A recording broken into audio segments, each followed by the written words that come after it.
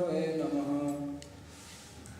Vandeham Shri Gurur Shri Tapadakamalam Shri Gurum Vaishnavanscha Shri Rupam Sagrajatam Sahagana Raghunathanvitam Tam Sajivam Sadvaitam Savadhutam Parijana Sahitam Shri Krishna Chaitanya Devam Shri Radha Krishna Padan Sahagana Lalita Shri Vishakhanvitamscha He Krishna Karuna Sindha Deenabandha Jagatpate Gopesha Gopika Kanta Radha Kanta Namostute Tapta Kanchana Gaurangi Radhe Vrindavaneshwari Vrishabhanu Sute Devi Pranamami Hari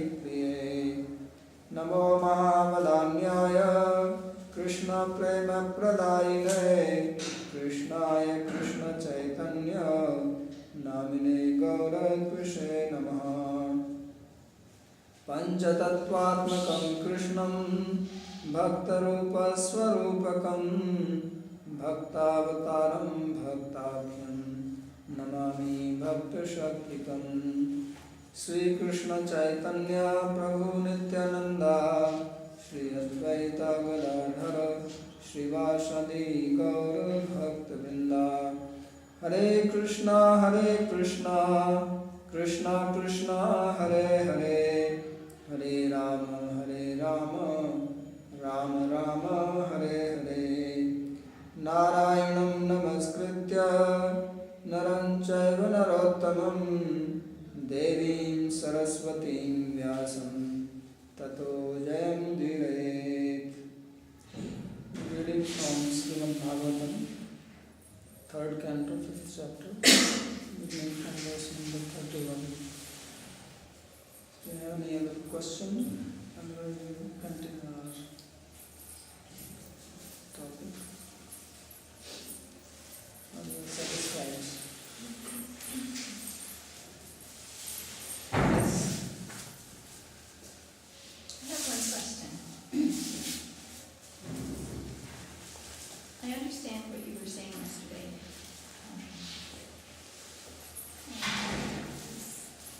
This decision that we have the ability to, the ego is we can go in two directions with the ego. It's like a light switch. We can either turn it down and go down into the senses, or we can turn it up and go back up to God, because God and ego are one. So it's very easy to be attracted to the five senses and to go down and to fall into love, as you were saying, rather than standing up for love.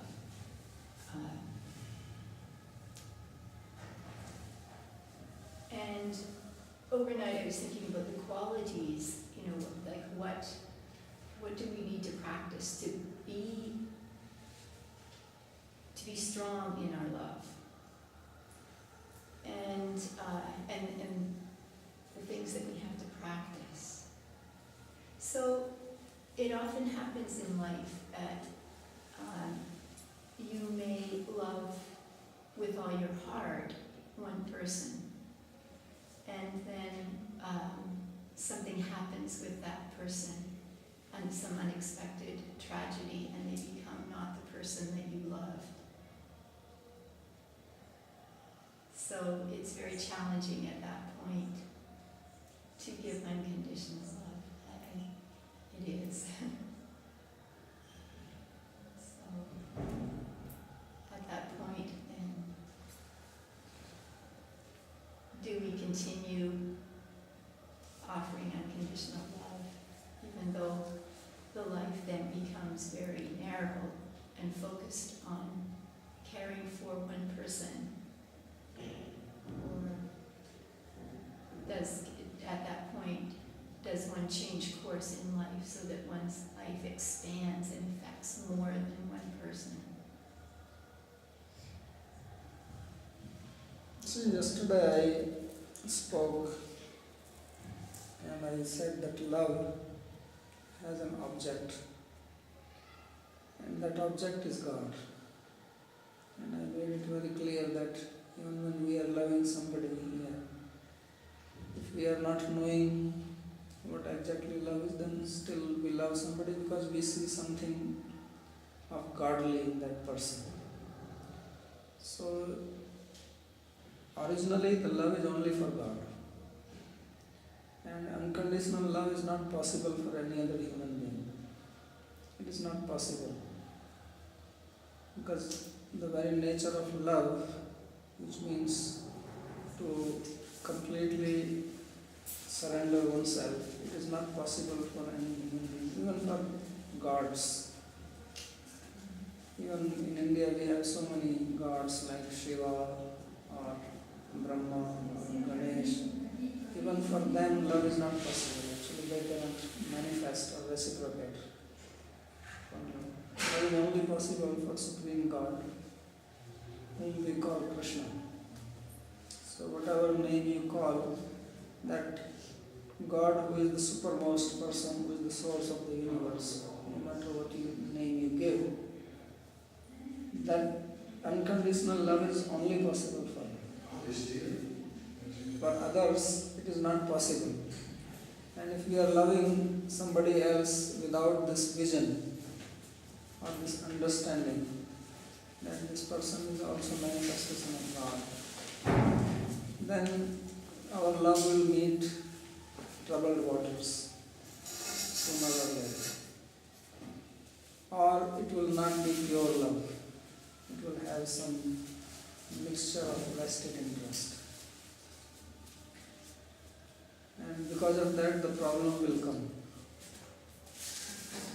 So this type of love which I spoke yesterday, and I said that is actually the only love, that in which there is no demand at all. Absolutely. That is only possible for God. For any other person it is not possible. Even if you try, then you will find sooner or later that actually that person does not match the qualification or is not able to reciprocate in that love exchange. So in our Vedic culture, when it was said that husband has to be served by wife or parents have to be respected, it was also said that like God, not independently. Not that wife loves husband because he is husband, but wife loves husband because he is a manifestation of God. So originally the link is for God. And if you have that concept, then it is possible to have relations in this material world, because then you know that God is manifest in this way, and then I have no complaint, because besides God, nobody else can reciprocate or manifest that quality. So this is the essential point which has to be understood. So in the very beginning of Bhagavatam, one question was asked. There are 6 questions. Bhagavatam is an answer to 6 questions. Once upon a time, there was assembly of various learned scholars in India. And they deliberated on this simple question, which amazingly people don't think. And the question was that what can actually satisfy a human being completely? So different people gave different opinions. And obviously because as many minds, that many concepts. But then the person who spoke and answered them satisfactorily, he came and this question was put to him also. Because he was the person who has studied from Dasa, who is the author of the Vedas. And he has learned Mahabharata, Itihasas, Purana and everything. So he was posed this question. that you have studied Itihasa Purana and so on. So can you please tell us the essence of all this, by which human being will be satisfied, human mind will be completely satisfied? So he began answering, but he gave the answer of 6 questions in a very short form and then he expanded. So his answer was in one simple statement, that Savai Punsham Paro Dharmo Yato Bhakti Radhokshade Ahetukiya Pratihata Nyayatma Samprasidate. He says that indeed is the supreme duty of human beings.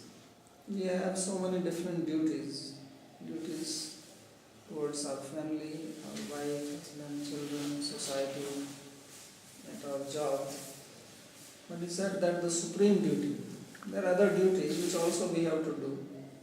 So he made a division of higher duty and lower duty, responsibilities. He says that is the supreme duty or dharma. He uses the word dharma, which is usually translated as religion. But it's not, religion is a misunderstood word. Dharma means my responsibility on which I act, my duty which I must perform. So he said, Savai Punsham of human beings, Paro Dharmo, which will lead you to love to God. That means it must culminate in love. Yato Bhakti Radhokshade. And then he said that this love has 2 characteristics, which later on he defines in more detail, but in this one statement he gave 2 characteristics of love. Number 1, that it is unconditional, ahetuki. It is causeless. There is no reason for it. That means there is nothing else which motivates it. We have 2 types of desires in our life. One is a desire to achieve something, and other is a desire which is a means to fulfill that desire. So you want money, so that is your one desire. To get money you need a job. For job you may have to study in college. So you also have now desire to study. So desire to study is actually a means so that you can get a job, and for that you can get money.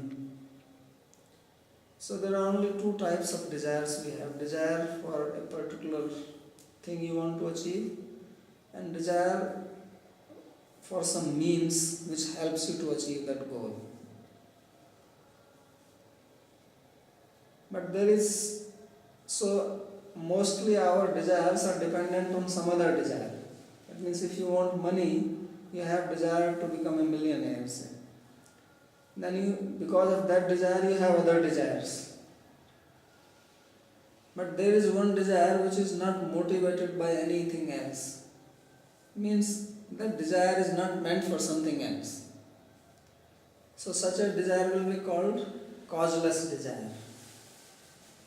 If you go to college to study, or you have desire to study, then this is not causeless desire. This is a causal, because it has a cause behind it. Why you are doing it? For the sake of something else. But the desire for love, it is not based on some other goal or some other desire. Means after achieving love, there is not something else you want from it. When you want a job, you want money, you want anything else, then it is for something else. But if you feel happy, then happiness does not give you something else. When you have money, you have a house, you have a wife, you have children, they lead you to something else. And if you trace this cycle, then ultimately they lead you to happiness or love. Because happiness actually comes from love. But happiness is not for anything else. If somebody asks why you want to be happy, so then there is no answer for that why. If somebody asks you why you want a job, why you want money, why you want house, why you want wife, you can answer that. But why do you want to be happy? Or why do you want love? There is no answer. So this is called causeless, unconditional. There is no condition behind it. It is not going to lead you to something else. So that is called in Sanskrit ahituki. So that is the first characteristic of love he gave. That love is completely unconditional. And he said that this is possible only for God, who is adhokshaja. It is a very interesting word which he uses, since you said that you can have your ego going down towards the senses or going up towards God. So he uses the word adhokshaja, which means aksha in Sanskrit means the senses, and adha means below. So adhokshaja means who is above the senses, means from whom the senses are below. So means he says that this bhakti is not for anything which is in the purview of your senses. It is beyond sense perception. Something which we don't experience with our five senses. And that's what I said yesterday, that Narada was saying that you should search for that which you don't find anywhere. So he says, Savai Punsham Paro Dharmo Yato Bhaktir Adhokshaje, that you will have love towards a person who is beyond material sense perception. And this, what is the characteristic of this love? He basically gives two characteristics, and the third is the effect of it. Three things he says. So first, that it is without any condition or causeless. It's not based on anything. It is not motivated by anything else. This is a motivation in itself. Therefore, love actually happens. Love is not caused by something. And the second he says is apratihata, that there is nothing which can obstruct it, which I spoke yesterday. So love is something which once you have it, it does not come to an end. There is no question. This love which is being talked in this verse, there is no question of it being overpowered by anything. So this question itself will not arise, that after some time you see the person is different and not according to this and that. It won't happen in this love. Love is unidirectional. It's not like a pendulum. It's not blow hot, blow cold. It's always in one direction, and that is, it goes on increasing. It does not diminish, nor does it go into waves up, down. No, this does not happen in love. So the reason, what is the reason for this is that, usually there are two obstacles which can happen. Whatever activity we are doing, there are two types of problems which can come, because of which you can give up that activity, or because of which that activity is stopped, something becomes an obstruction. There are only two, which may have various varieties in it, but ultimately you can categorize under two heads. One is that there is something else which gives you more satisfaction and more happiness. Then that will become an obstacle to this activity. If you are eating food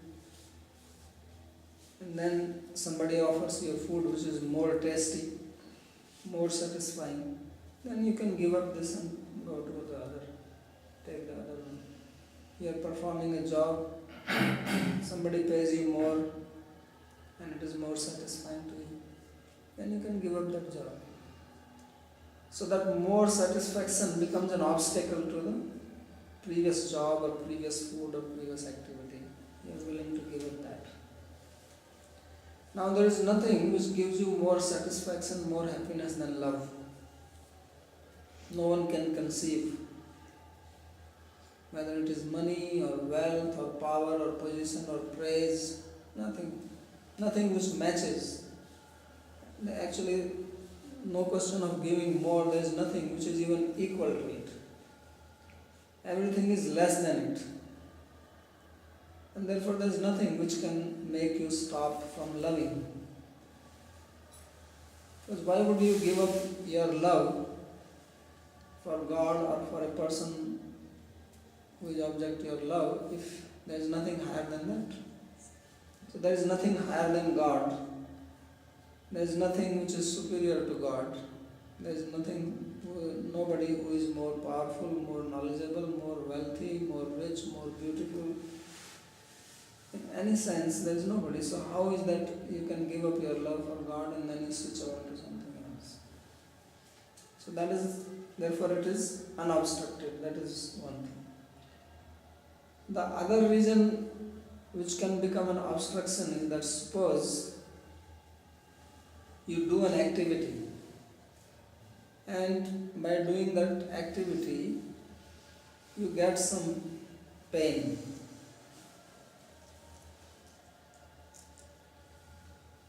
Then you can give up that activity if there is something else you can do which is less painful. Suppose you have to do a job and you are getting certain amount of money. Then you can switch over to another job which may be paying same, everything is same situation, but it is less painful or less problematic to do that job. You don't have to travel in an uncomfortable road or work in an uncomfortable atmosphere. It is less painful. Then also you can give up that and go to another. Means something which is less problematic than the activity you are performing, then that can also be an incentive for you to give up what you are doing. In case of love, there is no activity which is less painful. In fact, giving up love is the most painful thing. Means if you give up this, you are only going to get pain, misery, distress and happiness, sadness. So either ways, negative or positive, there is nothing which gives you more satisfaction, more happiness, more pleasure than love, and there is nothing which is more painful than giving up love. So therefore there is nothing which can become an obstacle in this love.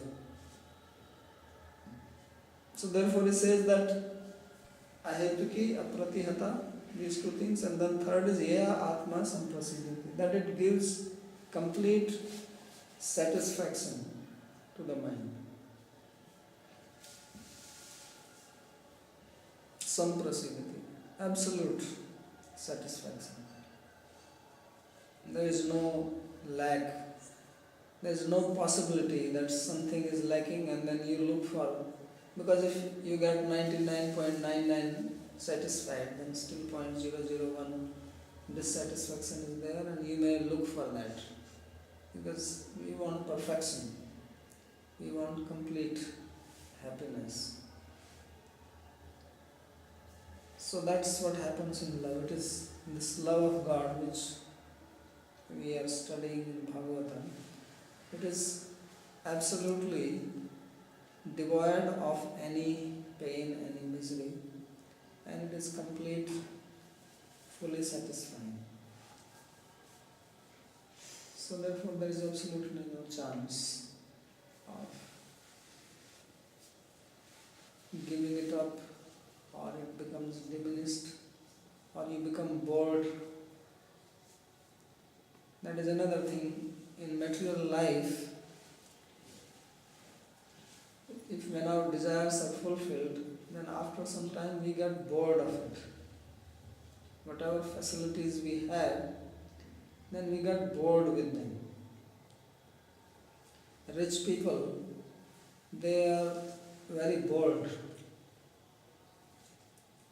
Poor people, in India, people are not bored.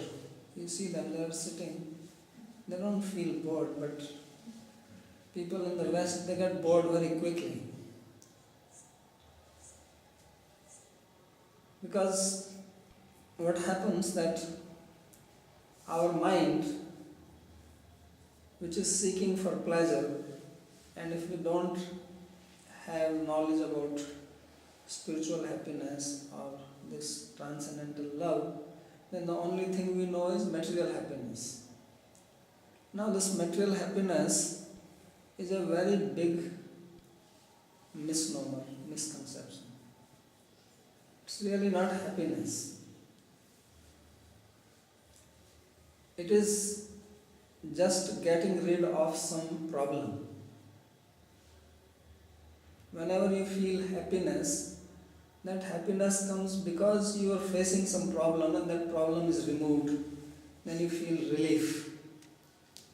And you think that you are getting happiness from that particular object. So it's like if you are carrying some weight in your hand and you are walking, then after some time your hand starts paining, starts aching. So you change it, you take it into another hand, and then your hand feels relieved. So you may call this as happiness, but it is not happiness. It came because of the problem you are facing, and now you are reducing it. So our mind is always agitated because it does not know how to rest. And it is always agitated by material desires. Desires are the things which are creating a disturbance in the mind. So when the mind is disturbed, then you feel uneasy. And when your desire is fulfilled, then what happens that when the desire is fulfilled, then that uneasiness is gone for a short period. So we think that this object has given us happiness. No, the object is not giving you happiness. It's because you are so much intent on getting something, and when you get, then that disturbance which was in your head, it's like a weight sitting on your head, and then you dump the weight on ground, then you think, wow, I'm relieved. So that happiness is not coming from somewhere else, it's a problem, and you remove the problem, then you feel happy, that's all. So it's not coming from that object. It's like sometimes, especially in the olden days, they used to punish people that they will put the person's head inside the water. And when he is almost suffocating, then you relieve him. So when he comes up, he is feeling so relief. But the same person, if you take him out and he is breathing normal, he doesn't feel happiness at that time. So why is he feeling so relief and happy when he is allowed to breathe? Because before that he is suffering. So in the material world, every happiness is sitting on misery, pain, dissatisfaction. Without that you cannot enjoy material happiness. If you are not hungry, you cannot enjoy food. So first you have to suffer from hunger, then you relish the food. So this enjoyment is not coming from the food. That because our mind is disturbed, we don't think properly. That happiness is not coming from the food at all. That happiness is coming because you suffered before from the hunger. Otherwise, when your stomach is full, then why that food does not give you happiness now? If happiness was in food, then the same food should give you happiness more now. It does not give. It stops. Actually, after that, it can start giving you pain. The same thing will become a troublesome now for you. If we say that, okay, eat more, then you will start feeling miserable. And you will feel so miserable that you have to lie down in the bed. Sometimes it happens, people overeat. And then, after overeating, then the stomach cannot hold it and you have to drink water, and you feel very uncomfortable, you have to vomit. There are people who die because of that. So the same thing which was giving you happiness becomes the cause of your distress, pain. Why is that? Because happiness was not in this. Happiness was because you were feeling troubled before. So in India, we have this custom, and still, of course, it is dying now, to invite guests and feed them on certain occasions. So especially in this area, it used to be that you invite the sadhus, holy people, and it is considered as a very pious activity to feed them. Religious activity means by doing this, you add points to your credit card. That piety, these days, like you have credit cards and you have points on that, and when you go to take a loan, then they see how many points you have. So you earn some points if you feed the sadhus, the holy people. So there are also what you call misuse of these statements. So people used to invite sadhus in their house when they feed them, and then they force them to eat. And when they are completely eaten, then they will say, okay, anybody who will eat one more gulab jamun, I will give 1 rupee. Means like giving you $1 more if you can eat one sweet. So people think, well, I'm getting $1, so why not eat one more sweet? He's already full. So for that, they will eat. And this person is thinking that anyway, by giving $1, I'm getting piety, credit. And then when they have eaten one, then they say, now if one eats more, I will give 5. Because he has to increase more, because now this person doesn't want to eat. So then they will say 10. So the same person who was eating happily without paying him, now he is eating and you have to pay him. So that means the food is not really the source of happiness. And there have been death because of this. Because out of greed people eat and then they cannot hold it and the system chokes. And if you are eating things which are fried, then you need to drink water. Otherwise you become so thirsty. And actually people have died like that. So the very food which is supposed to nourish you, it kills you. And therefore in Sanskrit, the word for food is annam. And annam has both meanings. Adyata iti annam and atti iti annam. That which you eat is food, and that which eats you is also food. So food also eats you. If you don't eat it properly, then it eats you. And in Ayurveda, I'm sure you have read that many diseases are coming because of eating improperly or overeating or eating at wrong time. So it's not that we are eating food. In the process, we are also getting eaten up. So this is the duality of this material world.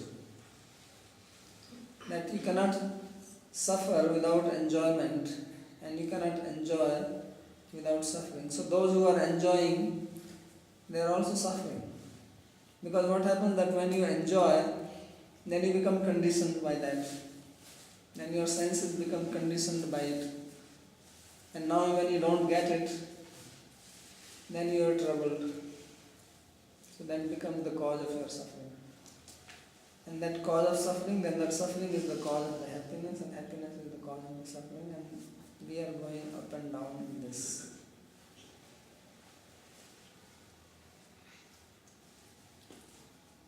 So, when desires are fulfilled quickly, then that is called boredom. Poor people, they always have desire and their desires are not fulfilled, so they don't get bored. They suffer. That is another thing. Rich people, they don't suffer because they have the facility. I mean, they don't suffer physically. But one of their suffering is boredom. Because they have the money, so whatever they want, they can get it. And this thing of desire making you suffer and then enjoying when you get the object, they don't have this facility. This facility is taken away from them. The poor people, when they get something, every day they are eating simple rice and dal, and if they get some sweets, they enjoy it like anything. But rich people, they are having it every day, so they don't enjoy. They are bored with it. Because they don't have that agitation in their mind for it. So then what happens that then there is what you call perversion. You see all kinds of perversion in sex life. Be it having sex with small kids and this and that and opposite sex and same sex and all kinds of toys are available. So why it is happening? Because people are bored. Previously there was a restriction. After Freud, then it was made free. So when restriction was there, then there was some mystery in it. And society was strict, so you could not get it whenever you want. Now it became free, so it lost its charm. That agitation is not there. When agitation is not there, then you don't enjoy it so much. And when you don't enjoy it and you want, then you look for changes in it. So then you have all kinds of perversions. So this is material happiness, and this material happiness cannot give us satisfaction because it is not happiness. It is only a cessation of my trouble, but nothing positive. Love is a positive thing. That's why I said that love, there are two in it. And it is an energy, then there is a basis, there is an ashraya, and there is a vishaya, and there is an exchange. So it is something positive. In material sense gratification, there is no vishaya. You are there and you take the sense object. That's all. It's not related with somebody else. It's only related with you. And therefore there is no pleasure or satisfaction or fun in it. There is no dealing. And then you are dealing with the dead matter. Now soul is a conscious being. And sense objects are dead. That's why we are studying this Sankhya. That we will read that everything is coming from this Prakriti. So now this dead matter cannot satisfy the soul. So we are in complete illusion to think that we are going to be happy with all these material objects. It is not. It cannot satisfy the soul. And when we study Sankhya, we also know that soul actually does not come in contact with sense objects at all. It's not contacting them. It is a very amazing phenomenon that soul is not contacting anything. We actually don't perceive anything directly. Whatever we perceive, we are only perceiving a reflection of it. When I see this book in front of me, I as a soul am not seeing the book. I am only seeing an image of it which is formed inside. Because the light from this falls on my retina, it makes an inverted image, then it is transferred, then It's just some vibration in the brain. Brain has got the nerves, and there is some lights in it. Like, computer, if you have seen how it works on a binary system.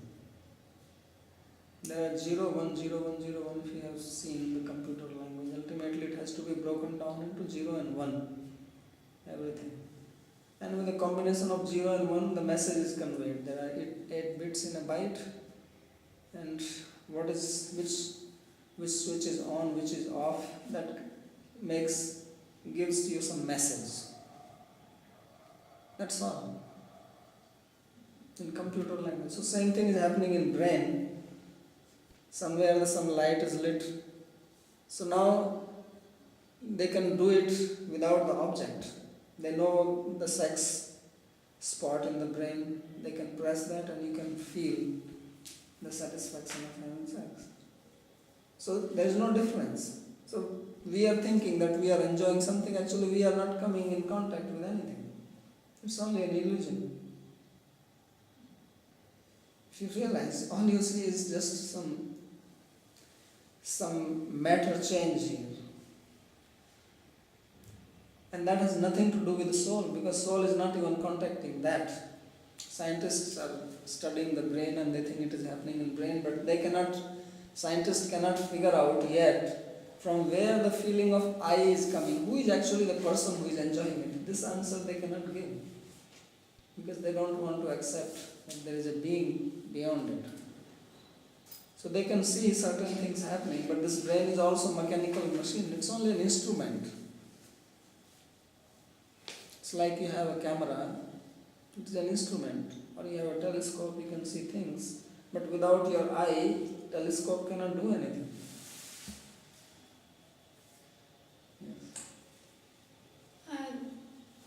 Sometimes the vision of beautiful objects and the sound of wonderful music, they say it lifts the soul and one forgets the ego. So how does that work?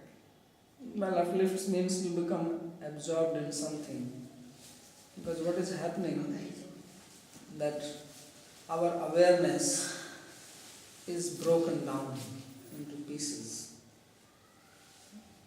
We are not able to concentrate on anything. So our awareness is always on something, then it is on something, it is jumping from one to another. And therefore there is no question of soul getting uplifted. So when something is beautiful or something is nice music, what happens that your mind becomes absorbed in that. So when your mind becomes absorbed in it, then it is not running here and there. So instead of jumping from one object to another object to another object and thus remaining disturbed and agitated, now it is only on one.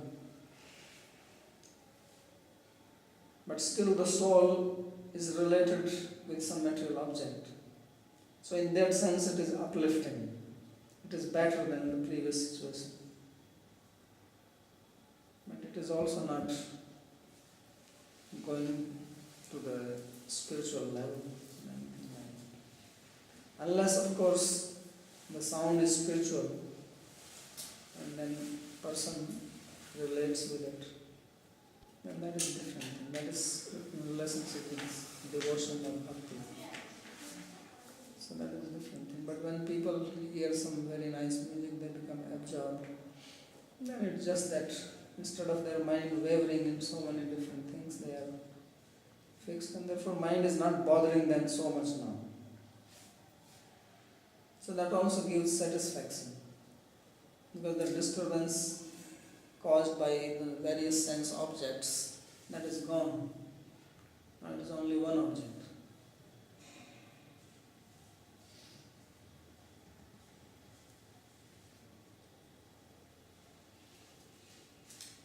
You said science does not know where this feeling of I comes from. Yes. So the feeling of ahankar that we were explaining last time, it comes because of this ahankar itself, or because of the consciousness here? you have to understand two things, that there is Purusha and there is Prakriti. Purusha means the spiritual being. And the spiritual being has its own I consciousness. Ahankar means I consciousness. Means it is a living being and it is an individual. So any living being and individual will have the feeling of I, which means it makes it know that I exist as different from everything else which is not I. So that is the basic characteristic of the Purusha. But when it is in relationship with physical body, then as we have studied in the previous verses, that physical body is made from the evolutes of Prakriti, and the first evolute is Mahatattva, and then from Mahatattva there is Aham. So there is also a material object which is called Ahankar. But this material Aham cannot function unless it is energized by the soul. So when the soul gives its energy to it, then this Aham starts saying that I am. And in this material body, this identification, this soul is identifying with this material Aham, and instead of knowing that I am soul, I am separate from body, it thinks that I am this body. So just like we have physical body and then we put on our dress. So dress is not conscious or aware. Our body has awareness now. Let's not think of so. Imagine, you know that our body is aware, we touch it. And then we are putting on the dress. Now the dress is not having any consciousness. But now when it is on our body, then it also moves with you. If I raise my hand, then my shirt's arm is also going up. So it is working because I am inside it. And now if I identify with the dress, I start thinking that I am the dress. So then instead of knowing that I am this body, I start identifying with my dress. And then if anything happens to this dress, I think it is happening to me. If my dress is burnt or cut, then I become sad because I think it happened to me. It happens to people if they are very much attached to their car. And then somebody hits them, then they say, oh, you hit me. So it's not that he is hit, it is only the car which is hit, but by identification. Or people lose their business, they say, I am finished. Or we read some billionaire person committed suicide because the stock market crashed and he lost. But he is still a millionaire. But he thinks he is finished. Means he is identifying with this money so much that when he lost the money, which he has not seen, it's on the paper. He doesn't know. It's all in some computer. And this news also that he lost is also in computer. Otherwise he has his house, everything. I mean something tangible he still has. Something intangible which was really speaking only in his mind, he lost it. And because of that he commits suicide. So why? Because of identification. He thinks that now I am dead. So in the same way the soul identifies, the soul's I consciousness, which is the real I, and it cannot be given up. There is no question of giving up that I, because you cannot kill the soul. That I and the I which is the material thing, they two gets fused. And when I say fused, it is not physically fused, but conceptually. Because soul really does not touch anything. So it's like you stand in front of the mirror and you see your face in the mirror. And then you see that this is your face.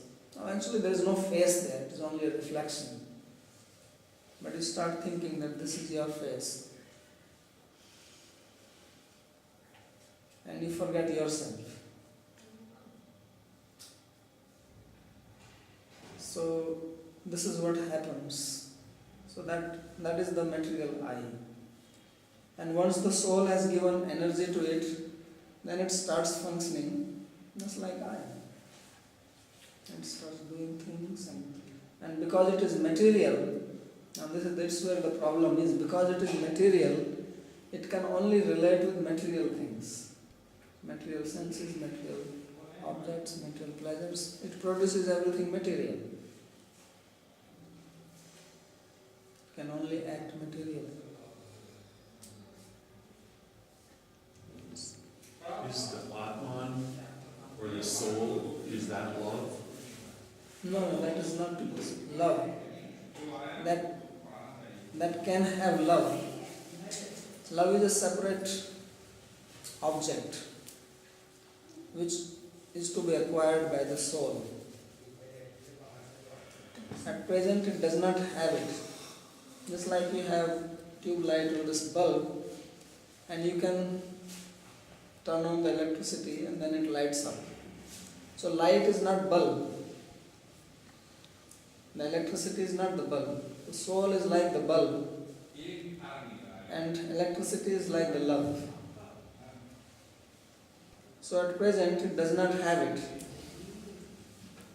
Therefore it is in ignorance. There is no light.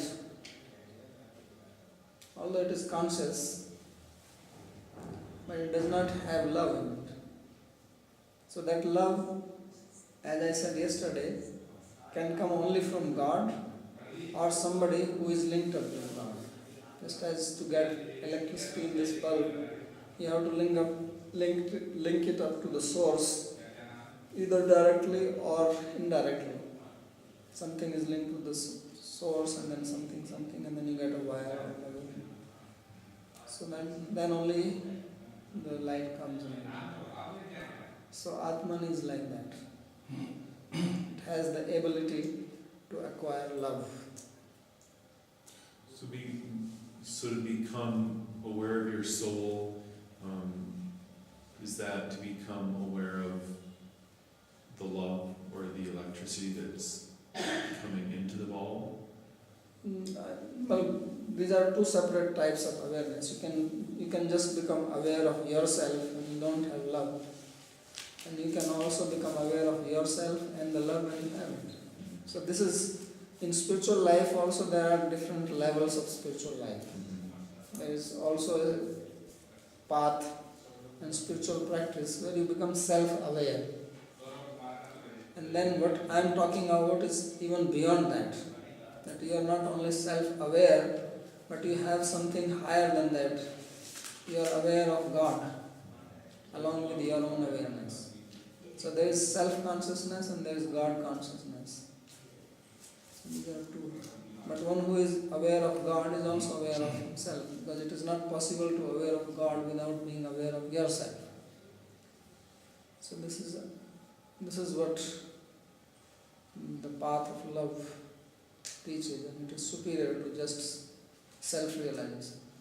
So people talk of self-realization, but beyond self-realization is God-realization, and self-realization is included in that.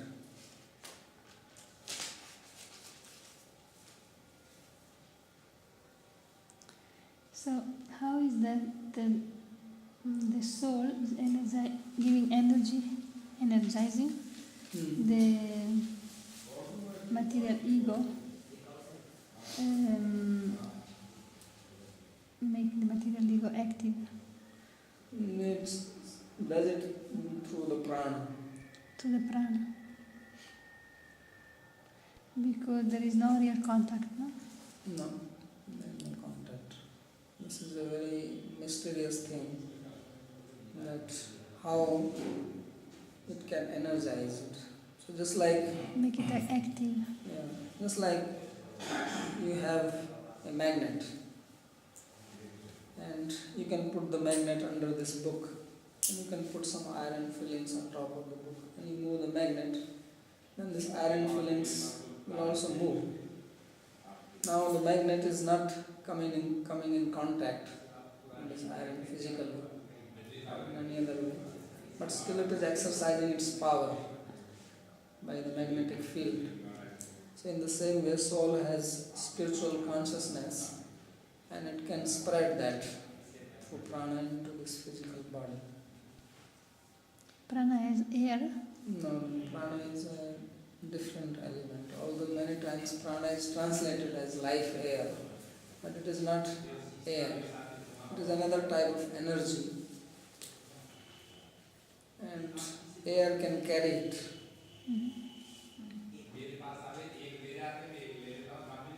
Something like a nourishment.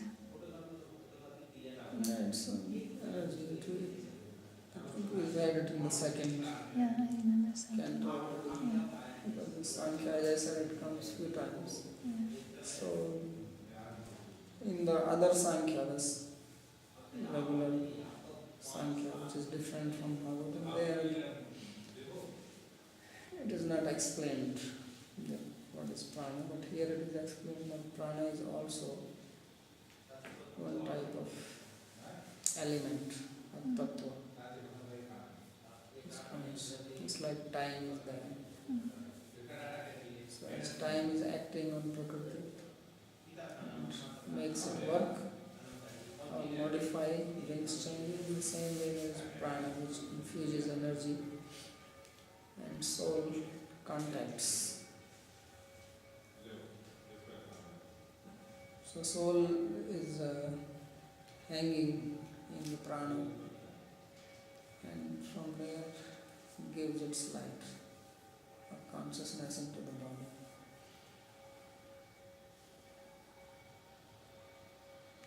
So the inverse process, when the Atma doesn't give anymore this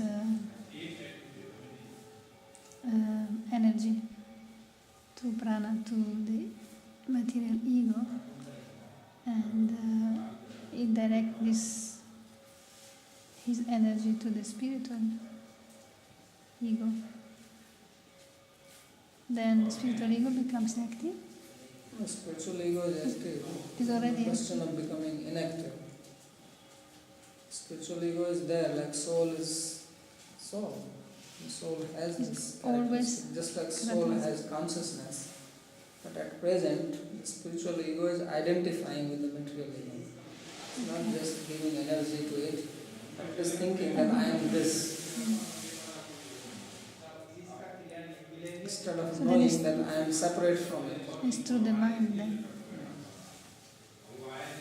Like if you wear a tight dress, like we have skin, and if you have some skin dress on this physical body, and then you start considering this dress as part of you. So although you are not, or you start thinking that this is you. So like that. So that does not mean that your body has become inactive at that time. It's only that you are identifying with the covering.